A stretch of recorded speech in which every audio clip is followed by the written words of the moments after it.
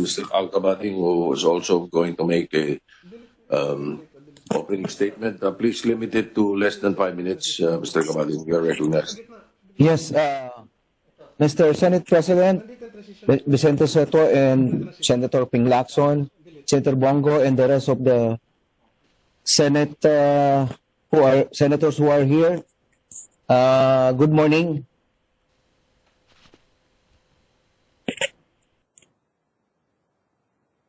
Let me start by saying that majority of the Philhealth employees are hardworking, honest public servants who have been serving our country tirelessly, especially during this pandemic.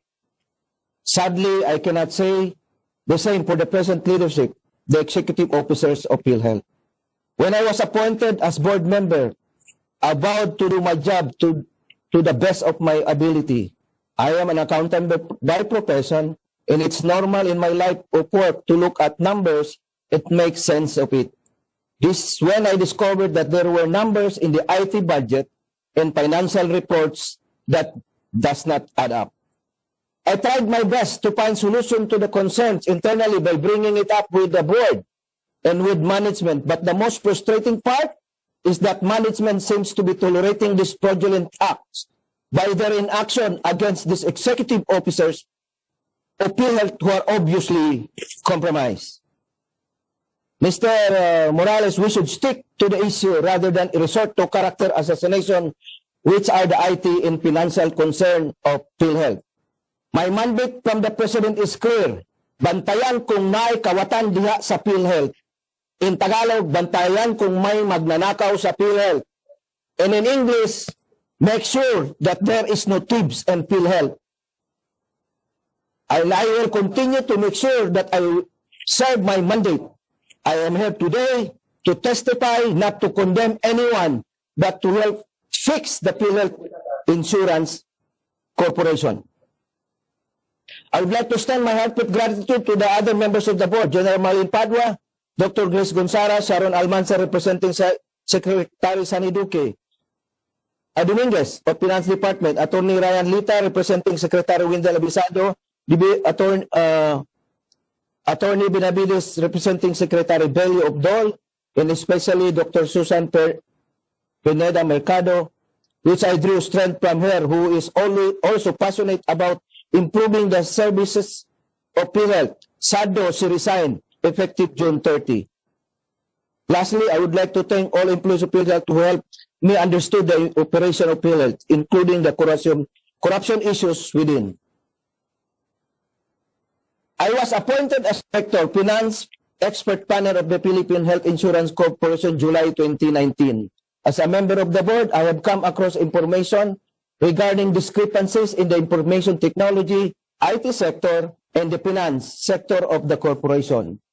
On or about December 15, 2019, the IT sector submitted its original budget request for approval by the Board of Directors in the amount of 2.1 billion. The proposal, however, had no specific details, so the board rejected it.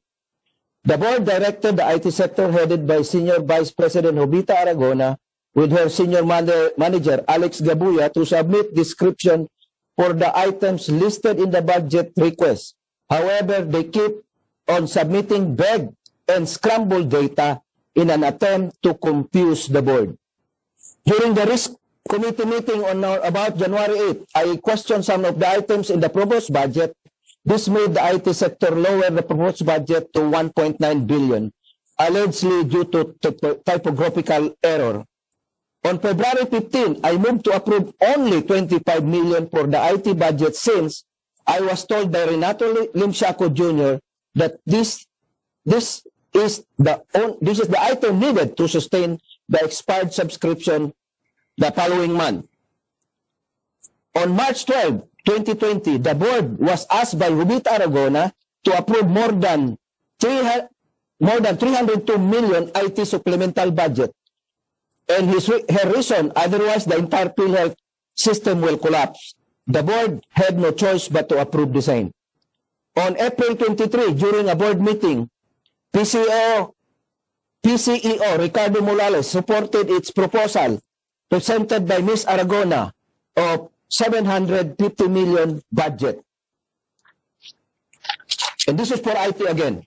Since I could not in good conscience approve another 100 million peso amount after approving 328 million very amount earlier, I told the board that we have to wait for the internal audit report on the inventory of software and hardware, which was one of the directives of the audit committee. Sometime in May 2020, the internal audit results were submitted by the audit committee. I instructed the corporate secretary, Attorney Jonathan Mangawang, to include this as one of the agenda for the board meeting on May 9, 2020. 3 members of the board, Dr. Graciela Gonzaga, General Marlene Padua, and myself, agreed to have the internal audit report reported directly to the board with the permission of Audit Committee Chair Sharon Almanza, representing Department of Finance.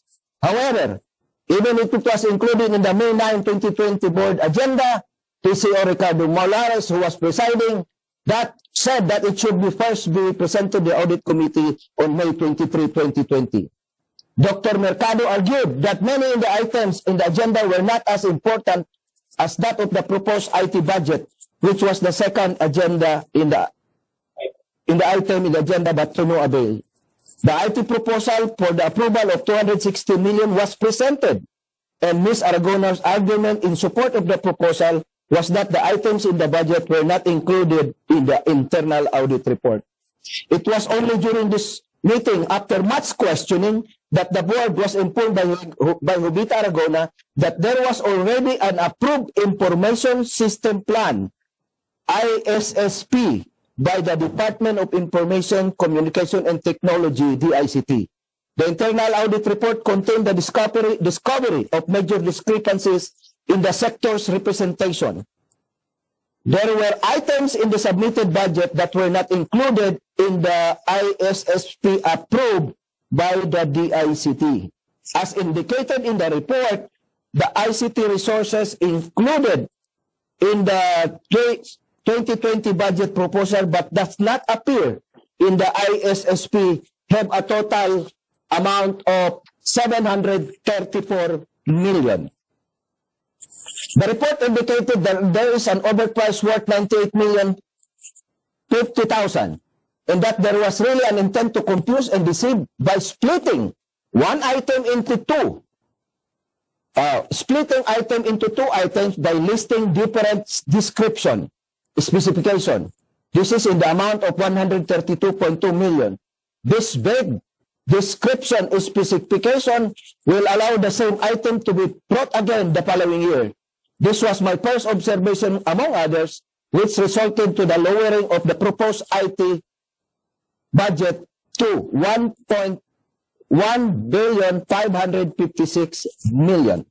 The most anomalous proposal, based on my understanding of the internal audit report, are the following. This is the overprice and finding. Item, Adobe Master software collection.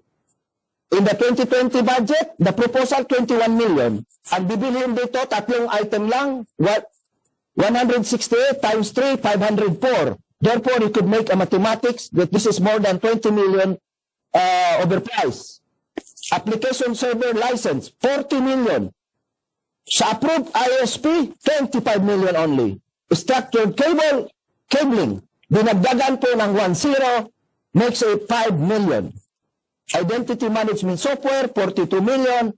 Sa approved ng ISP, 20 million lang. Office productivity software, 20 million. Approved ng ISP, 5 million only. Application server virtualization license and support, 25 million sa proposed 2020 budget, 14.8 million lang na approved ng DICT. They included in the 2020 proposed IT budget but not included and approved in the ISSP. Fraud analytic tool, 132 million. Portable Wi-Fi, hotspot, satellite phones, 840,000. Queuing machine, 302,000. 43 units of ICT resources, not itemized, 40,717,500. Another anomalous proposal, laptop indicated, or laptops, no indicated number of units, twice. 4.1 million, and 115 million. 3 projects not specified, totaling 90,075,000. The board was not informed by the corporate secretary, Attorney Jonathan Mangawang, about COA audit observation memoranda, which are not presented during board meeting. If he is not instructed to do so, like the audit findings of the 20 financial statement in the audit query memorandum 2020-003, EXO dated January 31, 2020, involving short deliveries. The audit report from COA is actually addressed to the board. The internal audit report is analogous to the COA audit observation memorandum that asks Philhealth to explain the purchase of total of 29.6 million hardware and software due to vague terms and reference and ghost deliveries. The corporation financial statement has also been manipulated by Renette Linsaco, Senior Vice President for Financial Management Sector, and his staff have been overstating the income of Philhealth by reducing the amount of benefit claim. The 2020-19 income was overstated by 14.3 billion. Ito po ginawa natin ahead of COA. Pareho po ang lumabas na observation natin ng COA report. The Commission on Audit COA has also issued a disclaimer against 2028 financial statement due to questionable reduction of benefit expense, since there was no basis for the adjustment. The chart below shows my analysis and discrepancies in the financial statement. Let me just go back to the 2019. Ang totoo pong debt to equity ratio natin is 116:1. Alright, itong projected June 2020, ang reported June 2020 sa board na debt to equity ratio is 147:1. Pero ang ginawa kong projection, 160:100. Ang ibig sabihin, ang utang natin 160, ang available na lang na pera is 100. Pero hindi pa kasama dito yung COVID na binayad na 14 billion. If you will look at it, ang totoong debt to equity ratio as of June 30, 2020 is 170:1. Including the 14, this is including the 14 billion advance binayad na hindi pa chinyards ni Renette Linsaco sa income statement. The most frustrating part of my work in Philhealth is that management seems to be tolerating these fraudulent acts by their inaction against these executive officers of Philhealth. There are good people in Philhealth who try to warn the board and the president and CEO of these discrepancies. Among them are the head executive assistant, Lieutenant Colonel Bal Laborte, and Attorney Thorson Cute, who had been vigilant and tried to prevent the approval of some of questionable transactions. In vain, they have since resigned. The vigilance of the board has earned the ear of PCO Morales, who wrote the board defending his officers whom he felt were humiliated by the board. This led to an exchange of letters between PCO Morales and some members of the board, especially myself. In this letter, I mentioned that instead of questioning the board, he should be thankful that we are vigilant. I also question why he has repeatedly endorsing the IT proposal without waiting for the internal audit report. PCO Morales said that the most important element in organization are its people, but has not prioritized the concern that will benefit the rank and file of the file personnel of Philhealth. An example of this was the welfare support assistant, WESA, the grant of which was delayed by management by asking for the opinion of Governance Commission for GCG. Even if, according to the board member, Dr. Grace Gonzaga, there was already a Supreme Court ruling in favor of it. This was the first in the series of letter exchange between PCO Morales and myself. Sometime during the June 2, 2020 regular board meeting, After the presentation of the internal audit report, the board ordered an investigation in the IT procurement and created an investigating committee for it composed of Dennis Adre, Lieutenant Colonel Laborte, Head Executive Assistant, Attorney Labi, Corporate Legal Counsel. PCO Morales did not comply with the board directive for almost 3 weeks, and during the next board meeting, Mr. Adre was eliminated from the investigation committee because of his pending administrative case. Instead, Morales suggested that the board choose from the following newly appointed officers a new head of the investigation team, Dr. Lico, Attorney Pante, Mrs. Willen Peña, Attorney Pulintan, all of which, except Attorney Pulintan, have been implicated in the criminal cases filed by the NBI for the WellMed scam, and Secretary Rookie in the Ombudsman for the Perpetual Soccer case. This was so disgusting and obvious that even the confidential employees of PCO Morales, his head executive assistant Lieutenant Colonel Etrobal Laborte, and corporate legal counsel Attorney Robert Labe resigned from the investigating committee. Lastly, on July 22, 2020, we attended the Zoom meeting of the board members with Yusay Kitay as part of the investigation ordered by the President Duterte on Philhealth matters.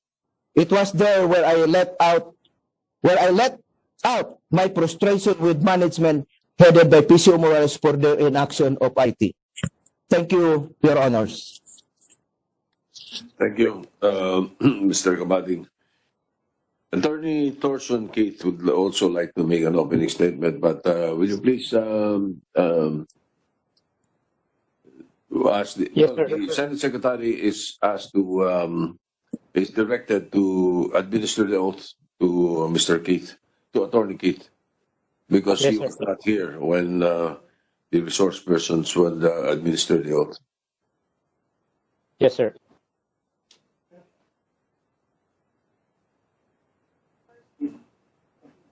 Attorney Thorson Keith. Attorney Thorson Keith, please raise your right hand. Yes, sir. Do you swear to tell the truth and nothing but the truth in this investigation in aid of legislation? Yes, sir. Opo, sir. Thank you, sir. All right, you're recognized. Please try to limit the opening statement. Yes, sir. Opo, sir. Salamat po, salamat po, sir. Magandang umaga po sa mga kagalang-galang nating mga senador at mga senadora. Magandang umaga din po sa mga kababayan natin na nandito at mga kababayan natin na sa ibang bansa. Ako po si Attorney Thorson Montes Keith. Kabibitiw ko lang po bilang Anti-Fraud Legal Officer ng Philhealth. Ang pangunahing trabaho ko po bilang Anti-Fraud Legal Officer ay maging espiya sa mga korap na empleyado sa Philhealth. Ayaw na ayaw ko po sa mga korap kasi ang tingin ko sa kanila mga api. Ayaw ko po na inaapi ang mga mahihina at walang laban. Ayaw na ayaw ko din pong ako ay inaapi at ako po ay lumalaban sa mga api. Higit po sa lahat, ayaw na ayaw kong inaapi ng kahit kanino man ang mga OFWs kasi sobrang naawa po ako sa kanila. Sa katunayan nga po, doble-doble po ang binabayaran ng OFWs kasi pati po ang employer's share ay kanilang binabayaran. Hindi pa nga po magamit ng mga OFWs ang Philhealth sa ibang bansa, pinadoble pa ang bayad nila ng mga aping sindikato, mafia na execom ng Philhealth. Narito po ako ngayon para magbigay ng aking nalalaman sa malawakang malapandemyang korupsyon sa ahensya ng Philhealth. Sa aking ipapahayag, naniniwala po ako ng balak ng mga sindikato o mafia ng Philhealth ng pagkukuhanan ng impantatapal sa mga nawaldas at ninakaw nilang pera ay sa mga overseas Filipino workers.